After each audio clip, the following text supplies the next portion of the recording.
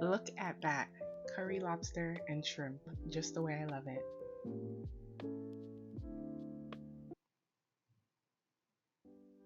Hi everyone, welcome back to Crave With Me. Don't forget to subscribe and hit that notification bell so you never miss a recipe.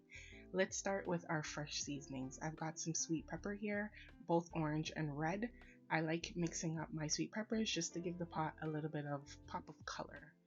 I'm also going to be using half of a yellow onion, a small peg of ginger. If you know, you know, ginger and curry go very well together. I'm also adding a few pegs of garlic. I'm going to chop those up very finely, and I'm adding in a few sprigs of thyme, skellion, also known as green onion, and Scotch bonnet pepper, of course, because if you know me, you know I love my heat.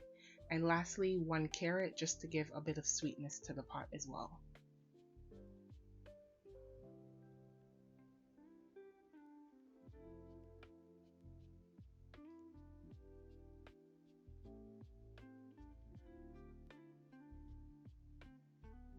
Alright, so once our fresh seasonings have been prepped, we're then going to place these to the side while we work on seasoning up our seafood.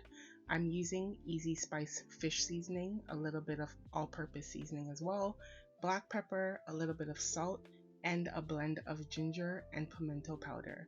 I'm also going to be adding a few pimento seeds as well, crushed.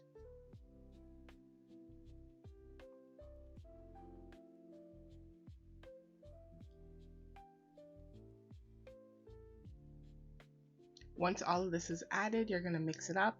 While I was mixing it, I noticed that one of the lobsters weren't cut, so I just took my scissors and cut them into bite-sized pieces and just continue mixing that up. Once everything is combined, you're then going to place it to the side while we get started on the pot. Now in the pan, you're going to add all the fresh seasonings with some oil. Then you're going to saute them until they're partially cooked, just enough to bring out the aroma. Next, you're going to add in the curry powder. When you add this in, you're going to mix it in and allow it to cook for a few minutes just to help bring out the aroma and burn the curry because you don't want it to burn your stomach as well. Next, I'm going to add in some fresh coconut milk. Once you add this in, you're going to cover the pot and let it cook for at least 3 to 5 minutes just so that it thickens up and it gives it a rich, creamy texture. A little secret of mine is to add a tablespoon of pumpkin soup mix. It gives it an exceptional flavor, you guys. So I add in a little bit of that with some water just to help build up the gravy. Let it simmer a little bit before adding in our seafood. So I'm going to add all this in and you're going to carefully mix it in. You're going to let it cook for about 6 to 8 minutes. You want to remember that it is seafood, so it does not take long to cook. So just cover your pot, allow it to do its thing.